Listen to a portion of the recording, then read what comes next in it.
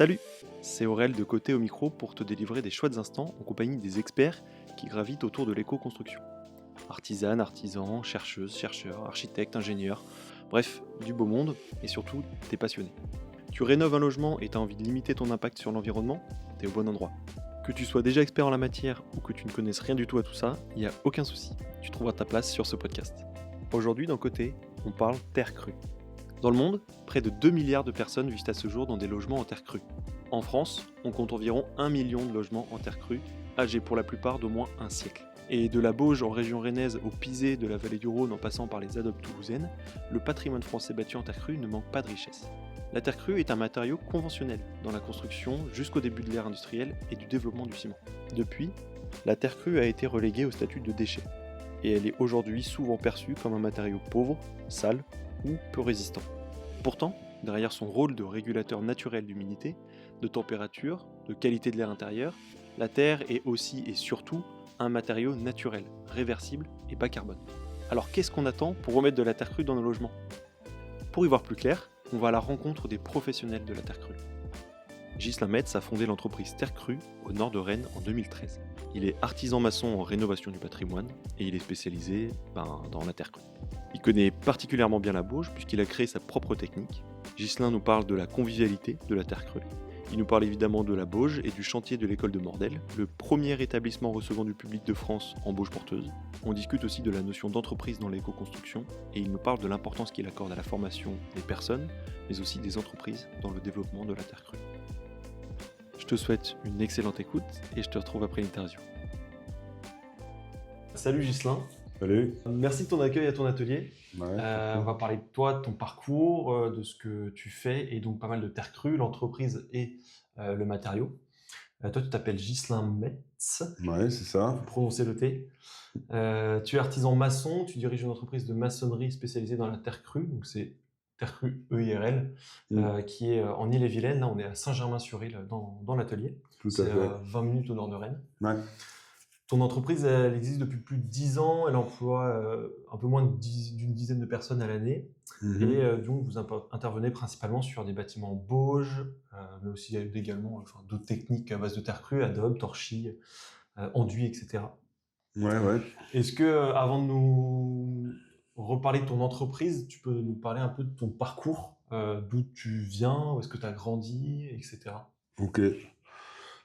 Non, bah, ça va pas être folichon. Du coup, non, j'ai grandi dans les Yvelines, entre Mantes-la-Jolie et Oudan, mais bon, personne connaît. Oudan.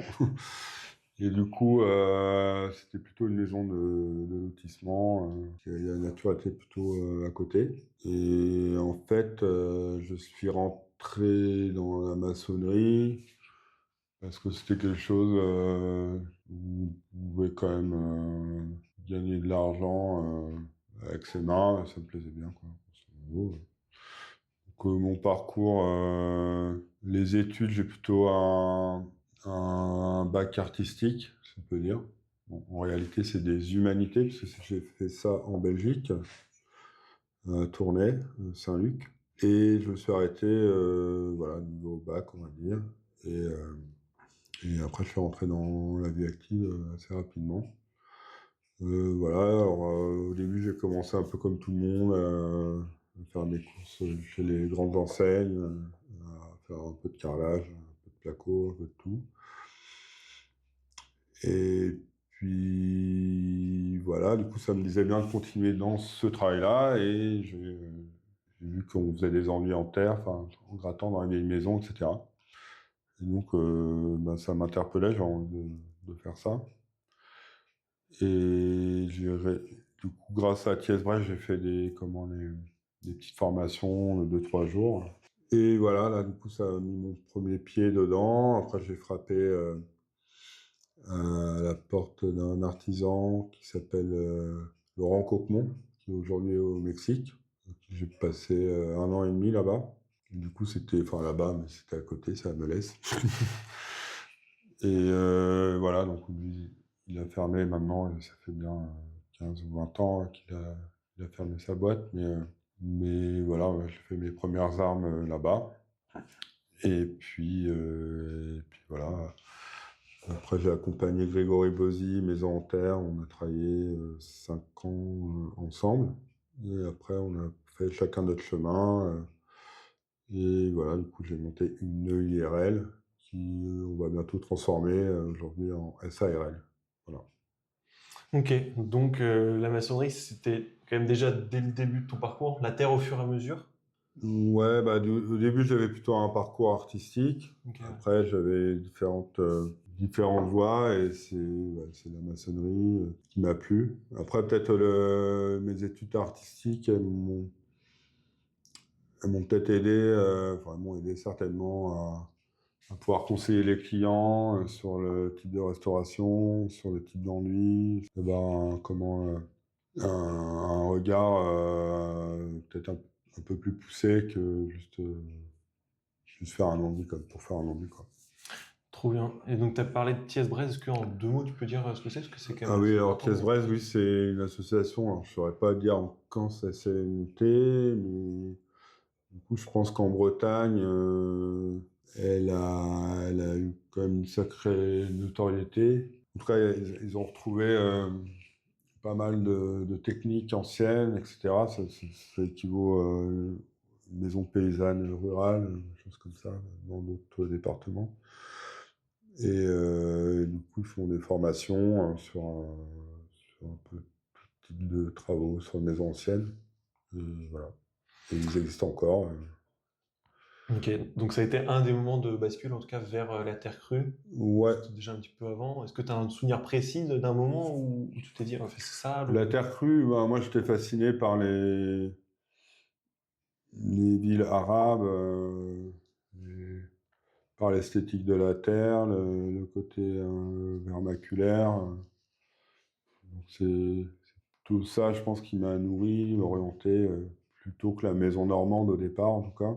Et puis voilà, après, j'essaie de m'adapter dans le bassin rennais, où voilà, il y a un certain langage, mais comme on peut voir derrière, là, il y a un chat à ville. Je cherche parfois à faire quelques trucs où on pousse plus les adobes, c'est un milieu un peu plus fin, plus léger, plus de motifs, plus de voûtes. Voilà. En parlant de ton rapport à la terre à la mise en œuvre de la terre crue sur une interview avec Atelier Géminé, vous étiez venus ici il y a quelques années, Ouais. tu dis que c'est un matériau qui est très convivial, qui favorise des relations humaines authentiques. Pour moi, la terre, Ah c'est oui, à la fois un matériau social et ludique. j'ai dit ça, moi. T'as dit Là, j'ai ça? pas dit que des conneries. Ben oui, effectivement, ouais. En fait, je fais plusieurs chantiers participatifs sur des choses ou même à faire ça avec des ouvriers. Voilà, on n'a pas la même énergie quand on travaille la pierre que lorsqu'on travaille la terre ou ce qu'on va travailler, enfin même du bois, parce que je travaille un peu avec des charpentiers. Du coup, on a une énergie de travail qui est assez différente. Et c'est vrai que la terre, autant elle colle aux pieds, autant elle relie les gens. Un caillou, ça va se mettre un peu plus face à nos réalités. Et un mur en pierre, on va le monter, et ça va être son mur à soi, c'est pas un mur à plusieurs. Donc un mur en terre, c'est un mur plutôt collectif. Voilà. Donc effectivement, c'est- Donc voilà. c'est ce matériau, enfin cette relation que tu cultives en tout cas au matériau, je trouve ça assez, euh, assez beau, assez métaphorique. Et c'est la première fois que j'entendais le mot convivial pour la terre, alors que enfin j'arrivais pas à vraiment le Ah décrire. oui, alors souvent c'est fastidieux, Ouais, c'est oui, lourd. aussi, ça peut être Oui, lourd. aussi. Oui, oui. Mais oui, oui, c'est pour ça qu'on a besoin d'être plusieurs aussi, pour faciliter les choses. Mais c'est vrai que j'ai développé une technique de bauge qui est plutôt traditionnelle, levage à la fourche, On en parlera un petit peu de la bouche plus tard, ouais. et qui, du coup, exprime un peu aussi ce côté un peu, pas ludique, mais, enfin aussi, mais ce côté plutôt convivial et à plusieurs, quoi. Ouais, je trouve que Voilà. c'est un bon mot pour décrire effectivement cette énergie ou cette façon de la mettre en œuvre. Mais au-delà de ça, la terre, c'est aussi un matériau qui nécessite un vrai savoir-faire, parce que justement, il n'y a pas de recette magique, c'est les terres et pas la terre, en fonction de là où elle vient, Mmh. de, de, de, de l'argilosité, etc. C'est quoi justement du coup ton conseil à des gens qui s'y connaissent pas trop et qui voudraient mettre de la terre dans leur projet? Aujourd'hui, en fait, il y a beaucoup de livres, beaucoup de documentation, même si c'est jamais assez, puisqu'on travaille encore dessus, en tout cas sur les règles pro. Mais en tout cas, il y a beaucoup de documentation, de choses, d'expériences des uns des autres. Moi, le conseil que je donnerais, c'est aussi de se faire confiance et de mettre la sensation en avant. Parce que c'est comme ça que je le fais. Mais après, il y en a qui préfèrent lire un livre et puis appliquer après. Bon, moi, je préfère appliquer et puis comprendre après en lisant le livre. Mais voilà, d'être quelque part, c'est la maçonnerie, c'est de la cuisine aussi, donc il faut se faire confiance et faut observer ce qu'on fait. Des fois, que pas être assez confiant et de regarder tout le temps les livres. À un moment, il faut se lancer, faut tester aussi, quoi. Les règles pro, tu peux en dire un petit mot là-dessus? Vous avez participé un peu à l'écriture de certaines règles pro sur la pause Oui, notamment? j'ai participé du coup, avec le collectif de terroir marocain aux règles pro. Du coup, c'était des réunions voilà, où il fallait s'accorder sur des terminologies, sur des façons de faire, sur pas mal de choses. Du coup, l'idée, ça a été de plutôt... alors là, du coup, je parle des règles pro de Bauge. Il y en a plusieurs qui ont été réalisées. Il y a même des fois des corrections qui seraient bien à faire, parce que des fois, on s'aperçoit que ce qu'on a écrit, des fois, ça nous dessert. Donc, des fois, il y a des choses... En fait, en vrai, ce serait bien à tout revoir encore et refaire un travail. Et voilà, on s'est réunis plusieurs fois, je pense, au moins une fois tous les 2 ou 3 mois, pendant 2 ans, je pense, Ok. pour aboutir à ça. Et puis voilà, après c'est assez fastidieux, donc on n'a pas mis les mains dedans. Mais à lire, en tout cas, c'est vrai que c'est un document qui est pas l'équivalent d'une norme, enfin, c'est pas non plus Ça, inaccessible pour du grand public, quoi. oui, après c'est pas encore normatif en fait. Bien sûr. Ça s'appelle un guide de bonne pratique. Donc, aujourd'hui, on va être... j'ai pas mon t-shirt, là, dommage. Du coup, on a un projet national en ce moment que c'est Bauge porteuse, où là, on va travailler plus sur la typologie de Bauge, sur des Bauges que les uns et les autres font. Donc, il y a ma technique de Bauge, mais il y a d'autres techniques de Bauge qu'on a essayé de voir sur les critères, celles qui étaient les plus utilisées. Et ça va être testé en labo pour savoir lire qu'est-ce que c'est, enfin lire qu'est-ce que c'est qu'une bauge, qu'est-ce qu'on peut attendre d'une bauge, etc. pour du porteur. Ok. Je rentre pas plus dans les détails. On en parlait un petit peu avec Germain Hott, Voilà, qui tout à fait, travaille ouais. à l'université Gustavus-Eiffel et qui est spécialiste de la bauge. Est-ce que des remarques du genre ça tient pas votre truc, ou toutes les craintes qu'il peut y avoir par rapport notamment à la tenue dans le temps ou la résistance à l'eau de construction, de techniques constructives autour de la terre crue, t'en as encore, ou est-ce que t'en as beaucoup moins, et comment tu réagis à des freins comme ça? Le ça tient pas le truc, c'est plutôt comment ça se comporte. Du coup, déjà, on a passé un level. Et c'est plutôt comment ça va se comporter dans le temps, nanani, nanana. C'est plutôt ces choses-là. Je pense qu'aujourd'hui, les gens sont quand même assez... Enfin, la Terre, on entend parler quand même de plus en plus. Donc après, il va y avoir des amalgames avec Pisé, Bauge, Torchy, Champ, Chaud. Mais les gens, on a entendu parler. Voilà, donc on a déjà un pas de fait. Après, effectivement, pour qu'on vienne à la construction à grande échelle, voilà, il y a encore beaucoup, beaucoup, beaucoup de travail. Et puis, même nous, les entreprises comme nous, on n'est même pas taillés pour. Hein. Je te propose qu'on parle un peu de bauge du coup, et que tu puisses nous décrire avec toi, tes mots à toi, cette technique que tu connais si bien. Comment je la pratique? Voilà. Comment tu la pratiques, mais au-delà de ça, expliquer vraiment c'est quoi la bauge, quelle terre, quel état de la terre, comment on la met en œuvre, où est-ce qu'on la retrouve, Et puis aussi, si tu as des indicatifs, même un peu au-delà de de manière artisanale, quel âge a la technique, etc. Tout ce qu'on voit pas de toute façon avec toi, je pense qu'on le verra avec Germain, mais que toi, tu puisses nous décrire un petit peu cette technique. Germain, il a un côté très scientifique. Du coup, c'est très différent. Du coup, on n'emploie pas forcément les mêmes mots, c'est ce qui est très intéressant. Du coup, la bauge, ça commence à faire un bail que j'en fais. Ça, bon, grosso modo, ça peut-être... ça fait 20 ans que, grosso modo, je fais ce métier-là. Alors que je fais spécifiquement de la bauge, peut-être un peu moins, mais bon, grosso modo, ça fait longtemps que je fais de la terre. Du coup, on a expérimenté plusieurs façons de faire de la terre. Et moi, ma technique, elle s'appelle le caillebotis ou le gazon. Ça, c'est le nom normand. Et du coup, comment ça se passe? Alors déjà, la terre qu'on utilise, c'est une terre argilo-limoneuse. Donc, c'est pas une terre pure 100% argile.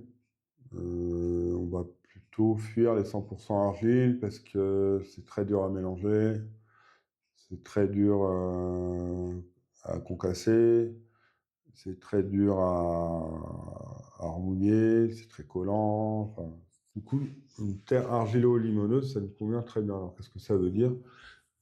Grosso modo, nous, on travaille, je ne sais pas si je vais dire de bêtises, mais autour des 15% d'argile, où là, un pisé va se situer généralement autour de 7%, qui est une technique sèche. Donc au 15%, et le reste, ça va être des sables et des limons. Voire des cailloux, après ça dépend de la terre. Les limons qui sont donc les... Les limons, du coup, c'est on va dire que c'est en dessous du sable, c'est plus fin, pour dire grosso modo. Voilà, en tout cas, le bassin rennais, il en est très riche. Et nous, on va plutôt chercher des terres qui n'ont pas de cailloux, juste parce que ça nous facilite la vie. Après, on va mouiller le tas de terre pour qu'il ait une consistance plastique. Et après, on va mettre ça. Souvent, on utilise des plaques bakélisées parce que ça va être plus facile à travailler dessus que sur une surface avec des cailloux, de l'herbe ou je ne sais quoi, ou une dalle béton qui va absorber l'humidité. Oui, donc c'est quelque chose de très lisse. Qui est très lisse. Qui colle pas, quoi, qui ne va pas trop adhérer. Qui ne va pas adhérer, voilà, et qui ne va pas boire non plus. Oui, de la flotte. Voilà. Et puis qu'on peut déplacer facilement. Donc, l'idée, c'est qu'on va se rapprocher au plus près du mur. En général, un échafaudage, ça nous ennuie un peu. Donc, quand on en a un, on essaie de monter derrière. Mais l'idée, c'est qu'on monte sur le mur ou dans le coffrage directement. Donc après, on essaye de trouver des moyens de sécurité avec des harnais. Mais bon, on s'en fiche, c'est pas le sujet. Et comment dire en fait, on fait un lit de paille sur du coup ces fameuses plaques. Une épaisseur de terre, du coup ça dépend un peu, mais on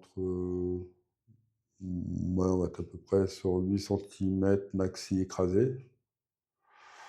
Et au-dessus, on met un lit de paille. Donc en fait, on met la paille, on met la terre en brouette, on ratisse, on remet de la paille dessus, on piétine.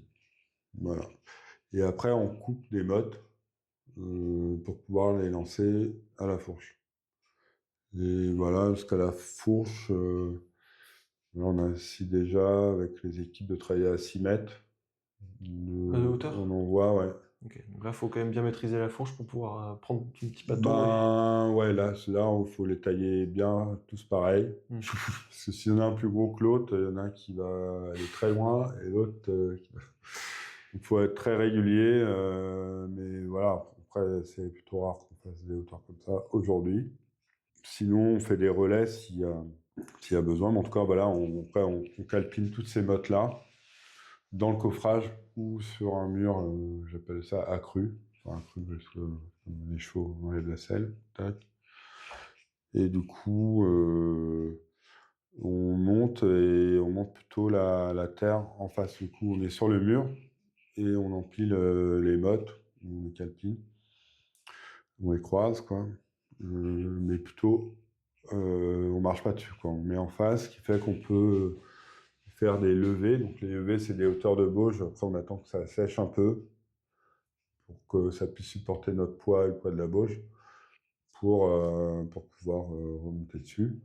Et puis voilà, on monte à peu près à entre 60 et 80 cm en moyenne de hauteur par levée. Ok. Et le temps de passer d'un étage à un autre, vous attendez combien de Ça séquences? peut être une semaine, comme deux, ça dépend Ça du dépend temps. Des fois, si on la commence en octobre, il y a des fois où ça va jamais sécher, sauf au printemps. Du coup,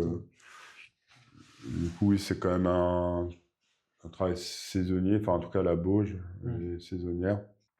Ça supporte quand même les averses. Après, on les protège.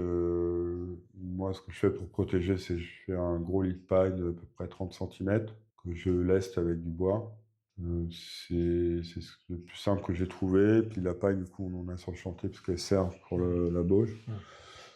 Et c'est plus simple que de mettre des clous, des plaques ou des bâches. Après, on utilise des tuiles aussi, c'est pas idiot.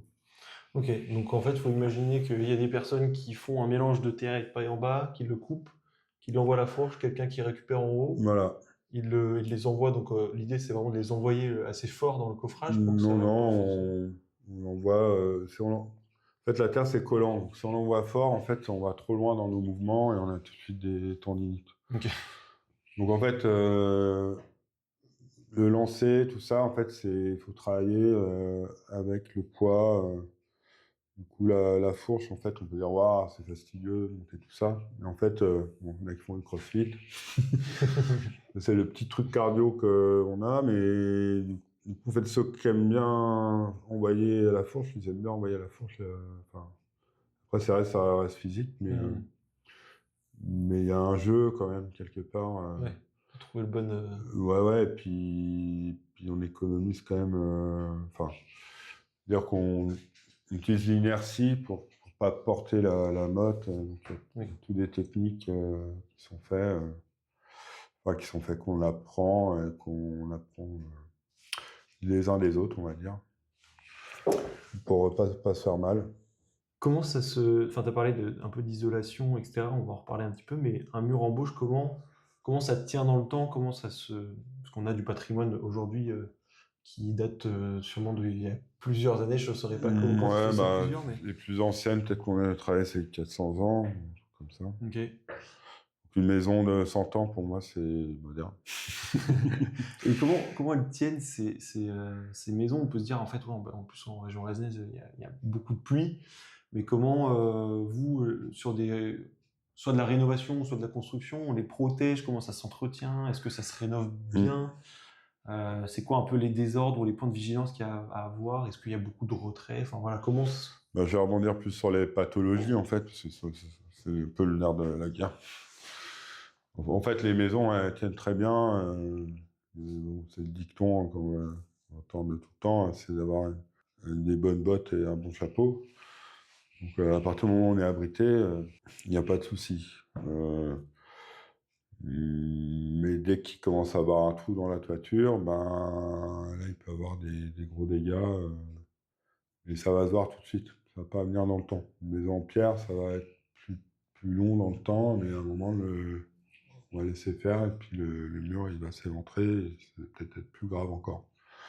La terre, en fait, oui, avant, il n'y avait pas de gouttière non plus, mais là, des fois, les gouttières qui sont pas finies d'être mises, des fois, il y a des problèmes de gouttière, des fois, il y a des problèmes de nivellement de terrain. Parfois, on met 1 mètre de terre, alors que le soubassement en pierre, parce qu'il faut un soubassement, du coup, c'est les bottes de la maison, il est en dessous de ça. Donc, ben, les murs, ils s'effondrent. Il faut tout rétayer. Donc là, on est quand même sur des grosses pâteaux.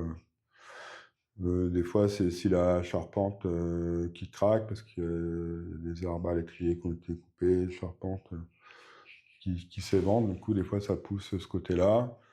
Des fois aussi, quand on creuse, soit des drains trop proches ou qu'on creuse des puisards près des murs, ben, ça crée des zones humides qui joue aussi sur ces fondations.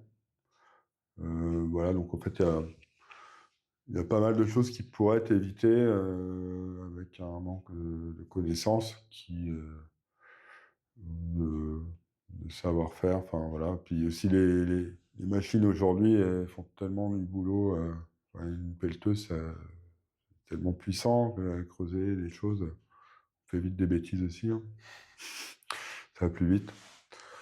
Donc voilà, grosso modo, les grosses pathologies, c'est ça. Et puis après, c'est aussi d'avoir mis tout au ciment, en fait, de refermer la maison avec du ciment.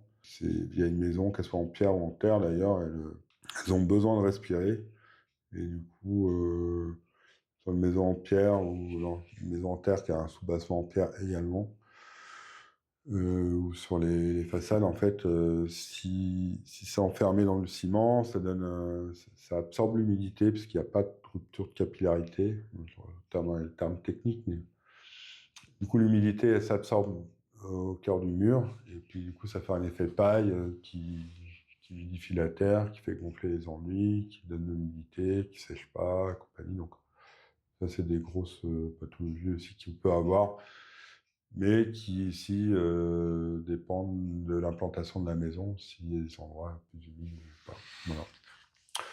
Donc voilà, c'est ça. Et puis sinon, nous, ce qu'on fait sur des maisons, on fait beaucoup d'enduits, des ouvertures, et puis après on va gérer aussi les dalles pour que ça respire, etc. Et puis travailler aussi avec le charpentier s'il y a des restaurations, des modifs à faire sur la charpente. Donc tant qu'on évite l'eau, que ce soit par le sol, en mettant des bonnes bottes ou par le toit avec un bon chapeau, en gros, la bauge, comme la terre de manière générale, en fait, tant qu'on se protège de l'humidité, de la Oui. pluie. Oui. Et par contre, un mur en bauge qui aurait pris justement un vieux corps de ferme ou quoi que ce soit, qui aurait pris l'eau en son sein, ça se répare ou est-ce que en fait c'est des maisons ou des corps de ferme qu'il faut abattre pour reconstruire derrière ou comment on peut reconstruire un mur Ah en oui, bauge bah là, rénover. ça dépend.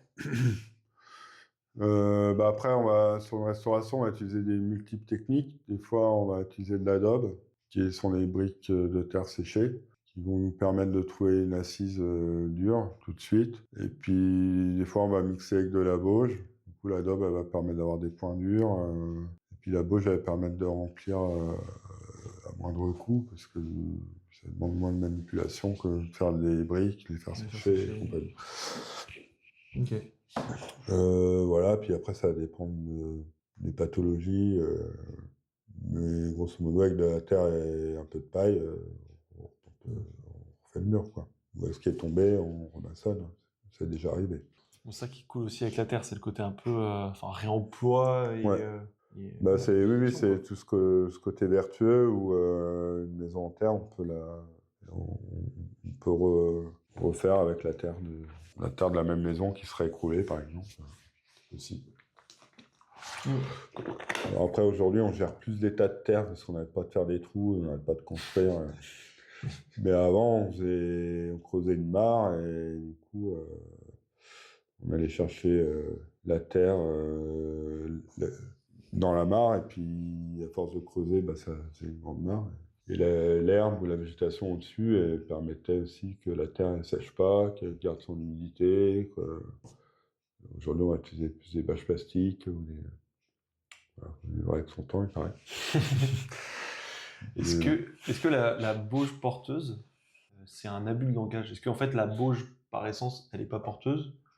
Et du coup, est-ce que la bauge non porteuse, c'est quoi? C'est une mauvaise compréhension de la bauge ou... La bauge, non, la bauge c'est porteur. Après, là, quand nous on appelle bauge porteuse, parce que c'est vraiment le projet, c'est de la faire passer en porteuse. Mais oui, elle a toujours été porteuse. C'est-à-dire que aujourd'hui, il faut pouvoir répondre à des normes, alors qu'avant on construisait. Il y avait un savoir-faire, mais les normes, elles n'existaient pas. En fait, c'est les assureurs qui ont créé des normes pour pouvoir assurer. Et aujourd'hui, bâtir, construire, c'est la chasse aux assurances. En fait, tout le monde se protège avec des assurances. Voilà. Vous, à Terre-Creux, justement, on fait un petit détour par les assurances, parce que c'est intéressant comme sujet, mais vous êtes assuré, par exemple, sur des ouvrages en bauge, du coup, des murs porteurs uniquement en Ouais. bauge. Alors c'est vrai que c'est pas ma partie la plus pertinente, l'assurance. Mais c'est vrai que j'ai bénéficié de Laurent Coquemont, je salue via le podcast, où en fait il était assuré déjà chez un assureur, et l'assureur il a même changé, mais je suis toujours assuré dans la même agence. Et je pense qu'ici, ce qui était facilitateur aussi, c'est que tout le monde connaît quelqu'un qui habite une maison en terre. Ça, je pense que ça a aidé beaucoup. Après, moi, j'ai pas dirigé, malgré mon nom, en disant je fais que de la terre, quoi. En fait, je restaure des bâtiments anciens, donc de la terre. Et après, voilà, après j'ai assuré mon bâtiment qui est là aussi, avec le même assureur, et ouais, il est en terre. Donc c'est pas, en tout cas, je me suis pas dirigé en me disant oui, je fais que ça. Voilà, je participe à la restauration des bâtiments là, et puis voilà. Après de fil en aiguille, mon assureur il sait que là je vais construire une école, je sais pas quoi, en Vosges, et puis on est des bons clients et ça marche. Enfin, du coup, voilà, ça fait. C'est qu'aussi, là, en fait, quelque part, on a très, entre guillemets, l'humain, mais, C'est pas encore accessible mais voilà. forcément. Mais c'est pas, effectivement, je sais que ça peut être compliqué pour d'autres confrères, mais voilà. En tout cas, moi, je leur dis, mais oui, mais vous faites pas que de la terre. Si. Vous faites des enduits ou d'autres choses, mais il faut pas non plus. Enfin, faut pouvoir rentrer par une porte, et c'est dommage de refermer ça aussi que sur la terre, alors même si c'est ce que vous faites à 80%, mais c'est pas grave, vous faites aussi autre chose. Et de toute façon, l'assurance, on va cibler des choses. Enfin, il y a des choses qu'on va payer et qu'on va pas faire. Mais c'est comme ça. Alors après, c'est quand même un truc, c'est que sur les assurances, quand on travaille sur des bâtiments anciens, les assurances, les DTU, c'est sur quoi on devrait se reposer, ne sont valables que sur des bâtiments construits à partir des années 50. Donc, tout avant, en fait, il n'y a pas de règle. C'est pas dit qu'il faut mettre du ciment pour faire ça, en fait. Donc là, on va dire, là, on rentre dans l'art du maçon, Du bâti ancien. Du bâti ancien, donc on rentre dans autre chose, quoi. Donc, moi, c'est là-dedans que je me situe. Ok. Donc on a parlé de bauge porteuse et la bauge coffrée. C'est quoi? Est-ce que c'est la technique que toi tu utilises du coup? Et est-ce que ça veut dire qu'il y a d'autres manières de faire de la bauge? Et si oui, est-ce que tu peux nous en parler? Alors, c'est-à-dire que la bauge, c'est pas sa spécificité d'être coffret, c'est pas son. Dans cette définition, quoi. Dans sa définition, en fait, elle est taillée et battue, mais le mur, il est pas coffré. Après, je pense qu'aujourd'hui, on coffre parce que quelque part, ça nous rassure, ça rassure tout le monde. Mais en vrai, ça amène des pathologies aussi qu'on n'aurait pas si on coffrait pas. C'est-à-dire? Quand on coffre, en fait, on va remplir des grosses longueurs et on va tout lâcher, ça va sécher tout en même temps.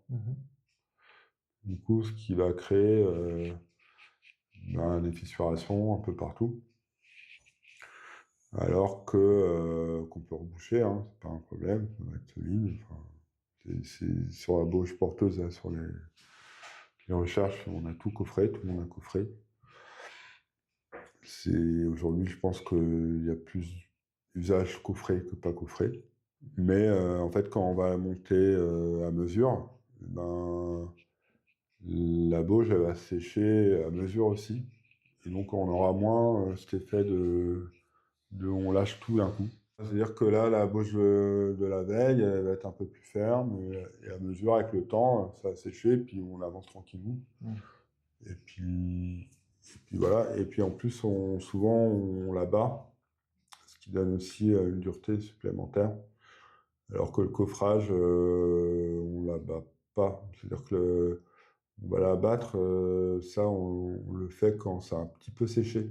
Mais le coffrage, en fait, juste on a une grosse quantité à faire, déjà c'est compliqué. Et puis comme on enchaîne avec un coffrage sur le dessus, ben, on n'a pas la même ergonomie pour triquer le mur que... Quand tu dis on l'abat, du coup, faut imaginer, c'est une fois qu'on l'a taillé avec. La taille, alors souvent on a l'image d'une bêche, mais en vrai, enfin, que la technique qu'on utilise Kalbotti, on va tailler en face. Donc on va tailler à mesure, même dans la journée. Dès qu'on va peut-être faire 40, 50 max, 50 on cm. va les tailler. Et après, on remonte dessus, on retaille. On retaille tous les 40-50, on va dire, Pour qu'on ait un mur bien l'épaisseur. plan, quoi. C'est ça que- Et on va travailler sur son mur en face. C'est-à-dire qu'on va avoir un meilleur visuel aussi sur sa rectitude, etc. Aussi sur la manière de poser les modes pour pas que ça dépasse trop et pas trop rentrant non plus. Il faut juste que ça dépasse juste ce qu'il faut. Donc c'est là où ça demande un peu plus d'exercice. Du coup, c'est intéressant. Mais Et du coup, le coffrage, on fait moins. une fois qu'on a taillé, on vient l'abattre. Avec un. Et ben, on taille, et du coup, c'est possible de le faire dans la journée. Dans le Lot, j'ai commencé un chantier comme ça, j'ai pas terminé, enfin, je suis accompagné des maçons. Mais on l'a fait comme ça. Et comment dire, mais là, dans la journée, avec la chaleur qu'il faisait, on pouvait le faire en fin de journée. Mais des fois, on peut le faire le lendemain ou 2-3 jours après. Ok. Et ça contribue à donner plus Bah, de ça vient solidité. resserrer le... Donc on fait ça avec un bâton. Ok. Et ça vient resserrer la terre, en fait, qui va donner une couche de dureté et qui va aussi resserrer un peu les arrachements qu'on peut faire avec le coupe-foin, du coup, qu'on utilise, qui est une sorte de sabre. Ok. Le fait qu'on retrouve de la bauge principalement dans le coin à Rennes, là tu as parlé du coup d'un chantier dans le Lot, c'est ça? Ouais. Est-ce que ça a du sens? Est-ce que de la bauge à Marseille ça fait sens? Est-ce que de la bauge dans le Lot ça fait sens? Bah, la terre, on en parle partout, et du coup, on commence à voir la terre, ça intéresse tout le monde parce que c'est un mode de construction dans l'idée où la terre, on peut faire des maisons en terre à peu près partout, quoi. Donc, sauf qu'il faut adapter la technique à la terre et aussi peut-être à la région. Après, c'est vrai que dans le Lot, c'est pas là où on voit énormément de très belles maisons. Mais la terre, on ne la voit plus trop. Elle servait pour monter les pierres. Sur des torchis, souvent, on voit des pierres. Ils sont très pierres. Mais la terre reste quand même un liant. Après, la terre, elle est en général elle fissure beaucoup. Elle contient du calcaire et elle fait beaucoup de fissures. Ok. Elle est un peu graveleuse, mais par contre, elle a des limons. Et en fait, on avait testé la terre pour voir ce qu'on pouvait faire avec. Et voilà, du coup, elle était moins agréable à travailler que la terre qu'on a là, mais on a réussi à faire de la bauge de qualité avec. Donc c'est Ça possible. marche. C'est Si la possible. terre le permet en fait, selon l'endroit où on se trouve. Oui, oui. Et puis des fois, on va dire maintenant, celle-là, on va faire plutôt du pisé, on va faire de la dope, du torchis, j'en sais rien, autre chose encore. Tu en as parlé un petit peu tout à l'heure de l'isolation, parce qu'un mur en bauge, ça reste un mur en terre crue. Alors il y a un tout petit peu de fibre, enfin un petit peu. En tout cas, c'est pas de la terre allégée, quoi. Ouais, il y en a vraiment peu, ouais. Comment on fait du coup pour isoler une maison en bauge? Aujourd'hui, on est plus dans des standards d'isolation, de normes, etc. Alors on bénéficie certes du coup de l'inertie, du confort d'été potentiellement dans une maison en bauge, j'imagine. Mais comment on fait l'hiver? Est-ce qu'on peut isoler? C'est-à-dire que ce qu'il faut garder en isolant, c'est que la terre elle puisse respirer. C'est important. Donc, par exemple, si j'isole avec de la laine de roche et du placo, chose qui se fait encore aujourd'hui, puisque on a des aides pour faire ça. Et du coup, la terre, elle va pas respirer. Et si la matière terre, si on regarde un enduit en terre, on parle d'effusivité, c'est-à-dire que la sensation que la matière donne au corps. C'est-à-dire, grosso modo, à la même température, du bois et du carrelage, on n'a pas la même sensation. Du carrelage, on va avoir une sensation de froid, du bois, on va avoir une sensation de chaleur. Donc, la terre, elle donne aussi cette sensation-là. Donc ça, c'est les bienfaits d'une maison en terre qu'on va retrouver. Après, une maison en terre va s'y garder une inertie, c'est-à-dire que sur 15 jours, s'il commence à avoir du gel ou des températures négatives, elle va garder des températures, mais à un moment, elle va chuter. Parce que soit même il fait trop chaud, on a une grande baie, elle va servir à gérer un peu l'inertie. C'est-à-dire que quand il fait chaud, elle va donner du frais, puis le soir, elle va donner de la douceur. Du coup, on va vraiment avoir une grosse sensation de douceur. En tout cas, pour isoler, en fait, si on veut isoler, il faut que la vapeur d'eau elle puisse traverser le mur. Du coup, il faut pouvoir trouver des isolants qui font cette matière-là, et il faut que l'isolant il puisse bien coller au mur pour pouvoir qu'il y ait ce transfert qui soit fait sur la totalité du mur.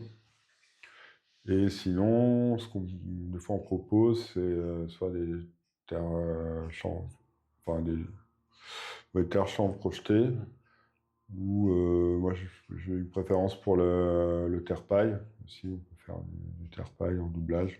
Voilà, c'est possible aussi. Ok, oui, donc de la correction thermique en intérieur. En intérieur, souvent, parce Terre-paille, que c'est chanvre. pour respecter un peu le patrimoine. Et c'est-à-dire que si on fait ça sur l'extérieur, il y a une gestion sur les sous-bassements, etc., qui fait un surcoût. Donc c'est pour ça qu'en général, on le fait en intérieur. Après, idéalement, ça sera en extérieur. Je te propose qu'on parle un peu de Mordel rapidement. Mhm. C'est un chantier qui est quand même assez costaud. C'est, si je résume bien, un appel à manifestation de la ville de Mordel Mhm. pour la construction d'une école, Ouais. en partie du coup en Bauge, auquel ont répondu plusieurs entreprises sous la forme d'un groupement momentané d'entreprises, si je dis pas de Mhm. bêtises, GME, dont RFE fait partie. C'est le premier chantier en ERP en bouche porteuse de France, si je dis pas de bêtises. Oui, pareil, ouais. C'est des chiffres assez énormes, 460, plus de 400 tonnes de terre, plus de 500 mètres carrés de murs en bauge, plus de 300 mètres carrés d'enducteurs, bref. Ce qui est incroyable avec ce chantier, je trouve, c'est déjà la volonté du maître d'ouvrage, de la ville de Mordel, De la mairie, ouais, de faire de la terre. de faire de la terre porteuse sur une école. La terre, c'est la terre du site en plus, donc Ouais. on peut pas faire beaucoup mieux.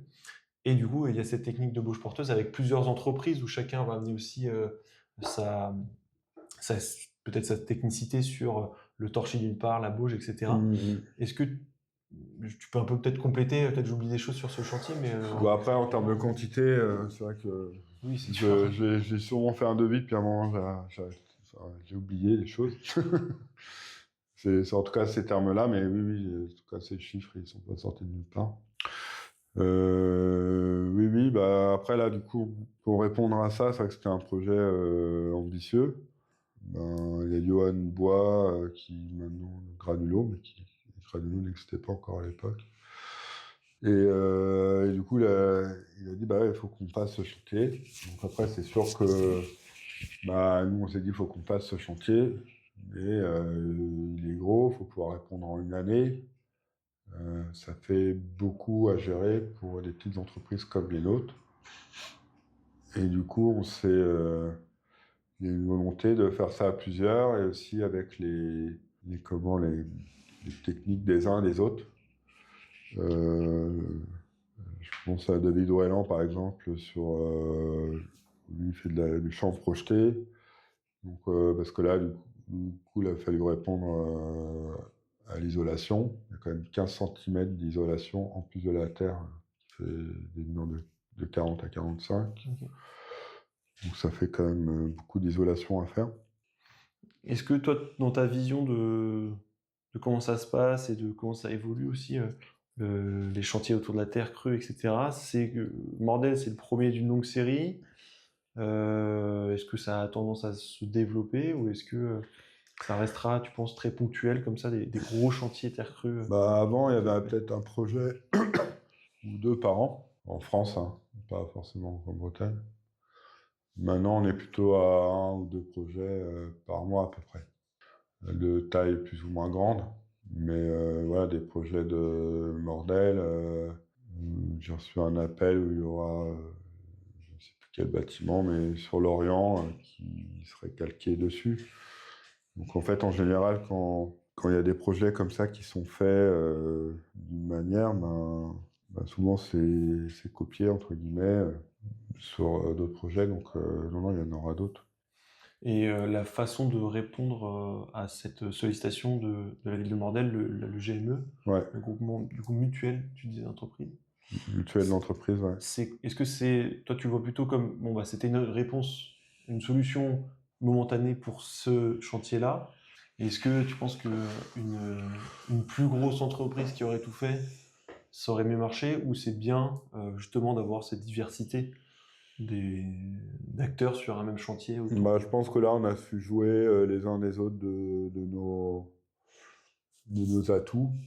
Des fois, des fois, on n'a pas su jouer toutes nos bonnes cartes, mais en tout cas, on a su bien gérer. Et puis après, on avait pris Johan Bois aussi comme, pas conducteur de chantier, enfin, mais comme qui gérait un peu les réunions. Parce que les réunions, c'est des gros postes sur ces chantiers-là.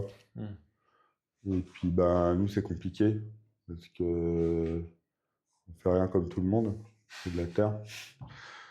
Et voilà, et d'avoir quelqu'un qui sait parler à un architecte et qui, au début, je pense que ça a été pas facile pour lui parce que, ben, du coup, fallait, ben, voilà, nous aussi, avec notre entreprise, on a aussi du poids de décision. Dire, ben, on peut pas faire comme ça, aussi ou ça. Du coup, puis même le choix de décision, déjà.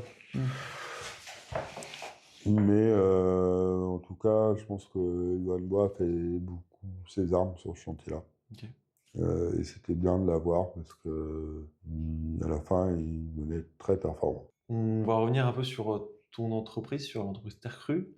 Donc, on le disait un peu en préambule, mais Terre Crue, ça a plus de 10 ans, il y a environ une dizaine de salariés. Et je trouve, mais c'est peut-être que ma vision, mais que c'est pas commun d'avoir un effectif si important pour une entreprise qui ne fait que, entre guillemets, de la Terre Crue. Vous faites évidemment d'autres choses. Vous faites de la pierre, vous faites. Mais pourquoi, selon toi, il y a autant, enfin, si peu d'entreprises avec autant d'effectifs qui soient spécialisés dans la Terre Crue? Bah, en fait, il y a différentes façons de faire.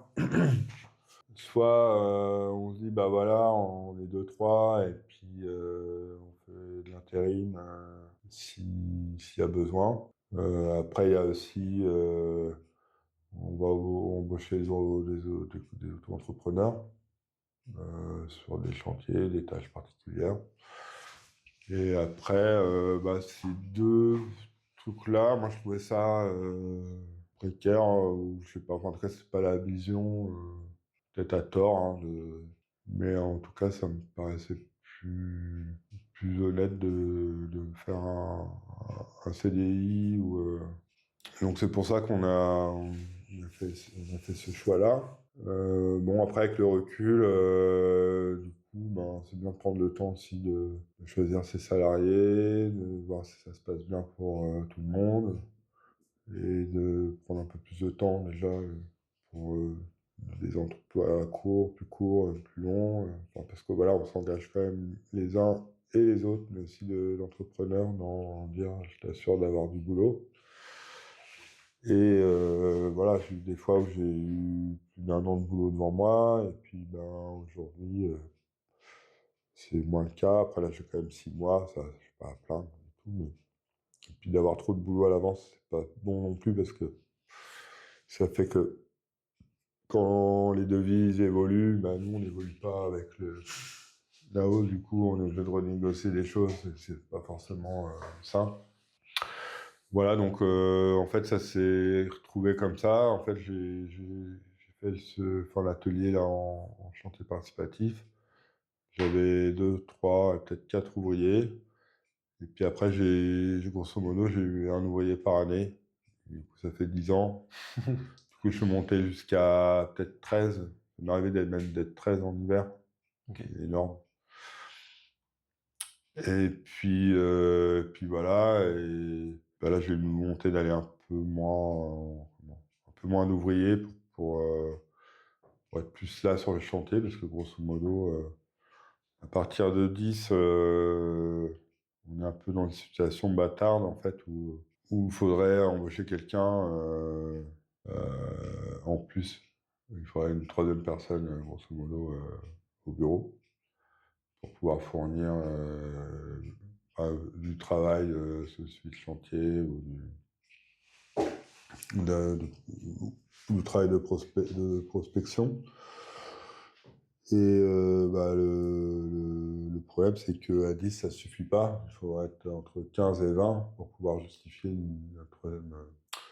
Donc c'est pour ça que j'ai essayé 10. Des fois, 10, c'est bien avec des contrats courts sur les chantiers. On sait qu'on a des coups de collier à mettre l'été, parce qu'on a quand même un travail saisonnier où l'hiver, on fait du travail, mais c'est mieux si on est moins, parce que si on peut s'éviter d'être sous la pluie tout l'hiver, c'est cool. Après, il pleut pas tout le temps, mais voilà, faut savoir agir lorsqu'il pleut, pour pas être trop en difficulté quand même. Et voilà, donc, mais je sais pas répondre à ta question. En fait, c'est des tempéraments, c'est des accidents. Enfin, je veux dire, pour moi, Terre Crue, c'est un accident.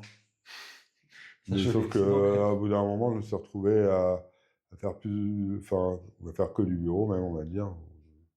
L'administratif. Enfin, pas de l'administratif, ça, c'est pas mon rôle, mais. Des devis. Voilà, à faire que le devis, suivi de chantier, résoudre des problèmes d'entreprise et de plus faire de chantier. Et du coup, voilà. Aujourd'hui, je me réduis plutôt à 6, en vrai. Voilà. Là, je touche du bois. Pour l'instant, j'embauche personne d'autre. Tu vas pouvoir faire du chantier. Mais voilà. Mais des fois, je me dis, là, il va falloir embaucher. Et puis, voilà. Et puis, des fois, c'est complexe à répondre, mais ouais, je pense qu'en vrai, c'est ma façon de faire aussi qui fait que, oui, c'est ça, c'est plus. que voilà, j'essaye de monter des équipes en fait, enfin, ça me plaît, voilà, de monter des équipes. Mais des fois, je me fais un peu avoir aussi par moi-même. Malgré que j'aime tout le monde, hein, c'est pas un souci.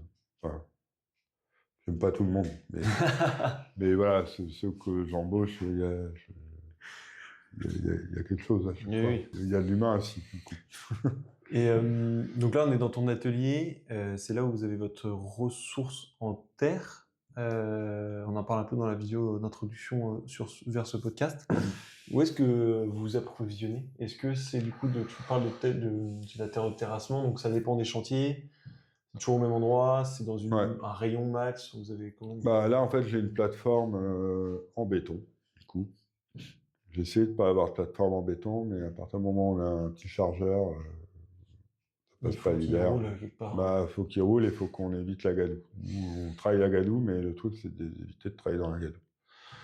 Parce que c'est embêtant pour tout le monde de travailler dans la gadoue. Ou même idéalement, ça serait bien de pouvoir stocker ma terre sous un hangar. Là, l'avantage, c'est pour moi déjà d'avoir une plateforme où je peux accueillir de la terre. Et du coup, là, j'ai eu de la terre. Ici, c'était un agriculteur qui habite à côté, là, à 3 minutes, qui faisait un silo, qui est venu me voir en me disant je fais un silo, tu veux pas de la terre? Oui, je veux de la terre, j'en ai 200 mètres cubes, ah oui, quand même. Bon, je t'appelle quand t'es prêt, j'appelle mon terrassier, et puis lui vient avec sa grosse pelle, et voilà, une matinée, ils avaient fait un gros tas. Et après, il y a 2 autres tas de terre, là, ceux-là, ils viennent de Mordel. Okay. Parce que malgré tout, à Mordel, il a fallu les ramener ici vers la fin du chantier, parce qu'à un moment, bah, il y a toute la zone paysagère qui se crée. Et ben, on n'est plus les bienvenus avec nos tas de terre, hein. Ah ouais. Mais sauf qu'on n'a pas fini de faire les enduits, tout ça. Ok. Donc, enfin, tous les enduits de Mordel ont été préparés ici aussi, en amont. Et c'est quoi un peu toi, les tests que tu vas faire, ou les tests que tu fais tout le temps pour dire, ok, cette terre-là, moi, j'en veux bien. En vrai, je vais avoir à 10 mètres ou à 100 mètres d'école, je sais qu'elle va me plaire. Donc, à vrai dire, je fais pas vraiment de test. Ok. Après, je vais la prendre dans ma main. T'en fais pas ou t'en fais plus parce que t'as l'expérience? Ben, je crois que je suis même pas conscient des tests que je fais. Après, forcément, je vais la mettre dans ma main, Ouais. je vais la frotter.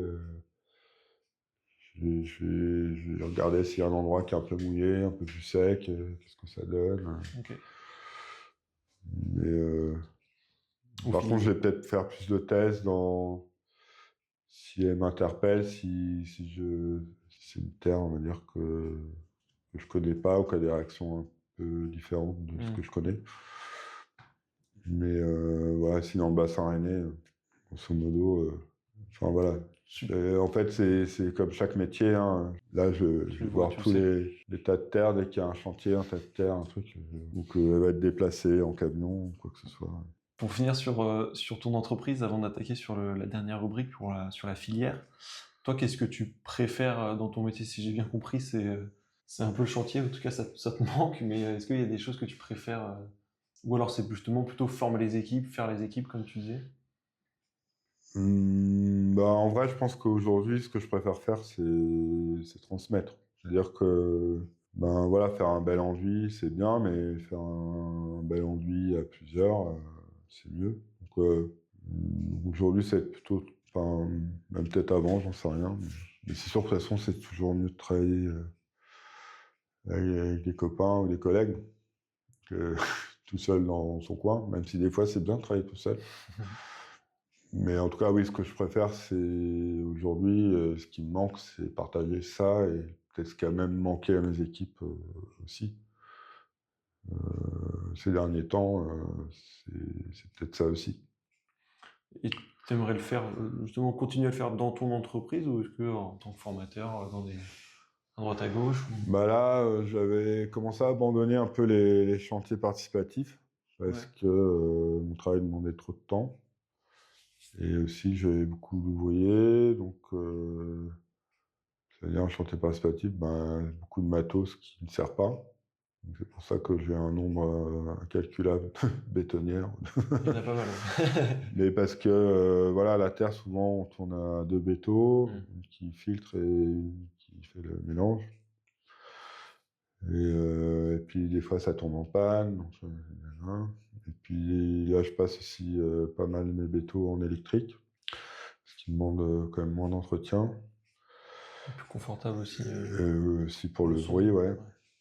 Et puis moins coûteux. Hein. Ok. Donc, mais oui, donc pour en venir, oui, là, je commence à me demander si je répondrai pas sur quelques chantiers participatifs aussi, parce que c'est des choses que j'aime bien. Après, ça demande beaucoup d'énergie quand même, parce que parce qu'on se donne plus qu'avec une équipe qui connaît son boulot, etc.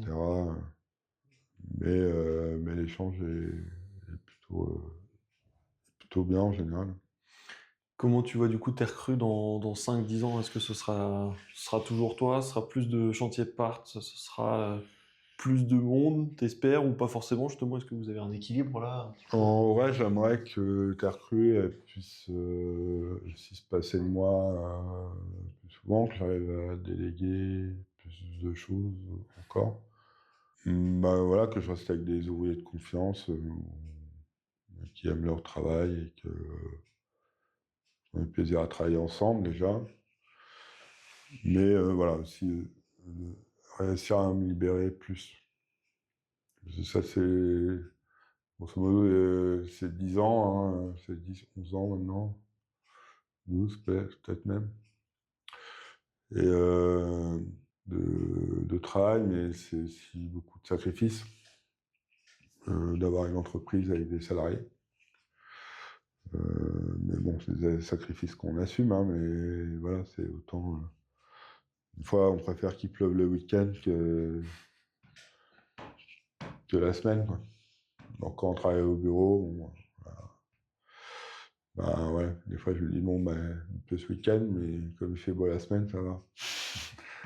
Bon, voilà, ça explique tout. Enfin, ça explique tout, ça raconte beaucoup de choses. Oui, c'est vrai. Ouais. Alors que bon, voilà, la plupart des gens, ils disent, bon, qu'est-ce que je vais faire ce week-end? J'espère qu'il fait Enfin, beau. alors que, voilà, quand on a une entreprise, le week-end, peut-être on fait un peu moins de choses. On va terminer ce podcast en parlant un peu de la filière. Tu en as un peu parlé déjà sur le nombre de projets. Tu disais qu'en gros qu'il y avait un gros chantier tous les Tous les ans, un et peu, que ouais. maintenant c'est tous les mois à peu près. Au-delà de ça, comment toi tu vois comment la filière terre crue elle évolue selon toi? Comment tu décrirais cette évolution? C'est quoi ton regard critique sur cette évolution? Là, le problème, c'est qu'il y a beaucoup de chantiers de terre qui sortent, enfin, terre ou associés, hein, soit des chantiers paille en terre, ou enfin, il y a toujours un peu de terre, des fois avec beaucoup de mètres carrés hein, à faire, même ne serait-ce que des enduits. Mais le problème, des fois, c'est loin. Je sais pas, par exemple, je me rappelle, là, j'ai eu un appel à Amiens, par exemple. Donc, je trouve ça tout à fait pertinent et aventureux d'y aller. Puis, il y a un côté où tu fais, bah ouais, mais c'est beaucoup de soucis aussi. Mais comment dire, c'est aussi... moi, ce que j'aimerais bien, en fait, c'est accompagner des entreprises À se développer? à se développer sur des régions extérieures, à donner du temps. Ça, je le vois plus que et des gens qui ont envie de répondre à ça. Et puis, s'il faut connaître le site, c'est-à-dire qu'aujourd'hui, moi, en Ille-et-Vilaine, j'arrive à démerder à avoir de la terre. Mais du coup, si je vais dans une autre région, on construit pas tout. Autour de Rennes, ça construit quand même beaucoup, donc voilà. Mais des fois, ça m'est arrivé à Angers de chercher. Non, c'est pas Angers, c'était ça, Chaux-de-Fonds sur Layon. Je cherchais de la terre. C'était un chantier une heure et demie à peu près là. Et du coup, on faisait beaucoup d'enduits. On faisait de la bauge aussi. On a fait des adobes. Et c'était toute une maison neuve en paille. Et à un moment, je cherchais de la terre pour faire de la bauge. Et en fait, c'était compliqué d'en avoir. Déjà, elle était très caillouteuse. Et en fait, c'était compliqué d'en avoir parce que là-bas, comme il y a la Loire, en fait, tout est en pente. Et en fait, dès que les gens ont de la terre, ils font des talus pour aplatir les pentes et faire. Donc en fait, tout le monde savait quoi faire de la terre. Donc c'était plutôt Du coup, un déchet. là, c'était un déchet qui était vraiment utile, du coup. Et là, je pouvais pas me... Donc j'ai fini par louer une pelle pour creuser un trou sur le terrain. Là où il y allait avoir la fosse, et puis mettre la terre qui était là. Voilà. Mais bon, c'est pour dire que voilà, aussi, c'est bien aussi de connaître des gens sur site et puis de prendre un temps à voir ce qui se passe, à voir comment ça se passe, tout ça, quoi. Et du coup, toi, comment tu identifies les freins au développement de la filière terre crue? Et justement, au fait, toi, tu parles du fait que ça se développe peut-être pas assez dans d'autres régions. Qu'est-ce qui fait que... Les ces freins, Les freins, il y a la formation. Alors, peut-être pas tant la formation, mais aussi... il y a beaucoup de gens qui se forment et pour commencer, commencent en auto-entrepreneur. Moi, j'aurais fait pareil, hein, pas de souci. Mais du coup, ça manque un peu le format de grandes entreprises. C'est-à-dire qu'il y a un moment aussi dans les entreprises, il y a un tâcheron qui fait telle tâche, machin. Là, dans la terre, on est un peu à faire un peu tout. Parce que si faire de la barbotine, c'est un peu fastidieux, donc on partage un peu aussi les plaisirs, entre guillemets. Et dans les formats d'entreprise, chacun a sa place aussi, mais aussi c'est ce qui permet de construire. Par exemple, sur le projet de Mordel, on ne va pas se cacher qu'à un moment, il pouvait avoir chez les ouvriers un côté monotone dans les tâches à faire. On va faire un enduit, mais on va faire un enduit, toujours sur le même chantier. Et voilà, alors que dans le conventionnel, en fait, c'est normal d'être sur. Donc en fait, il y a un peu des pratiques qui sont sous le terme de la bienveillance, d'être une entreprise sympathique. Il y a des choses aussi que, voilà, d'entrer dans du bourrin, entre guillemets, mais enfin, dans une grosse œuvre, des trucs qui durent, des chantiers qui durent plusieurs années ou même un an. C'est différent. Donc ça, c'est, je pense, un frein, parce qu'il y a une scission un peu avec le conventionnel, qui est un peu là, mais et en même temps, il y a un grand intérêt, conventionnel, eux, ils sont fascinés, en tout cas, à Mordel, il y avait les maçons conventionnels qui étaient très intéressés de voir quelque chose de différent, de voir que ça tient, de voir comment on travaille, beaucoup de curiosité aussi. On trouve, et puis il y a beaucoup aussi d'immigrés qui travaillent dans le bâtiment et qui, eux, ont quitté leur pays où ils faisaient ce genre de maçonnerie et où ils sont passés sur autre chose. Du coup, en fait, c'est très. Mais là, on retombe encore dans un lien aussi qui lie les choses. Mais voilà, c'est quand même deux mondes, deux chocs de culture qui se rencontrent. Où des fois, voilà, nous on fait de la terre, c'est bien. Ils font du ciment, c'est moins bien. Enfin, tout de suite même. Il y a quand même ce côté-là, un peu le mal et le bien. Ouais, et puis même, voilà, nous c'est fatigant parce que si tout le monde va s'intéresser à notre travail. Par exemple, à Mordel, il est par groupe de 50 tous les 2-3 semaines. Voilà, on va pas, c'est pas ce qu'on voit dans le ciment, sauf si on fait quelque chose de formidable. Voilà, en tout cas, c'est bien que ça intéresse. Donc ça, c'est motivant. Mais après, les freins, je pense que, en fait, c'est former des entreprises. C'est ça. Parce que, pareil, les auto-entrepreneurs, soit ils sont embauchés par des entreprises, mais voilà, après, c'est compliqué. Donc, en fait, c'est des entreprises, voilà. Pour moi, je trouve que le prochain cran, ce serait de former des entreprises. Moi, ça me parle beaucoup ce que tu dis, parce que c'est vrai que pour avoir fait cette formation en reconversion autour de la terre crue, de l'éco-construction, en fait, c'est un modèle que beaucoup d'entre nous, à la sortie de la formation, vont faire, c'est-à-dire auto-entreprise, intérim. Mais en fait, il y a très peu d'entreprises qui recrutent parce qu'effectivement, il y a très peu de modèles d'entreprise qui se collent au conventionnel. Et nous, on sort de ces formations, on n'a pas envie de faire du conventionnel, si ce n'est que pour engranger d'expérience et espérer derrière peut-être autre chose. En tout cas, moi, je parle pour moi. Mais c'est vrai que c'est difficile parce que, comme tu dis, il y a beaucoup de personnes qui sont tout seuls ou à deux ou qui ont leur fonctionnement mais qui n'ont pas vraiment décidé de recruter parce qu'elles fonctionnent bien comme ça. Donc, je trouve que c'est une bonne. C'est vrai quelque part, on retourne en arrière quelque part avec des techniques anciennes, mais on n'a pas forcément non plus envie de trouver. On n'a pas non plus envie de faire des immeubles quelque part. Je veux dire, c'est pas. Je pense pas qu'en formation, on trouve beaucoup de gens qui ont envie de faire des immeubles. Mais voilà, bon. Et du coup, faut réussir à faire le lien. C'est pour ça que c'est important aussi de garder ce lien avec des maçons qui font aussi du béton et ils ont beaucoup de choses à nous apprendre aussi. Et après, là, ce qui est dommage, c'est ces maçons, alors soit qui nous ont laissé du travail, mais voilà, dès qu'on est dans de faire du mal à une maison qui existe déjà, faire du mal au patrimoine de chaque région parce qu'on n'utilise pas ce qu'il faut. Là, c'est dommage parce que c'est ce qui fait la richesse de chaque région.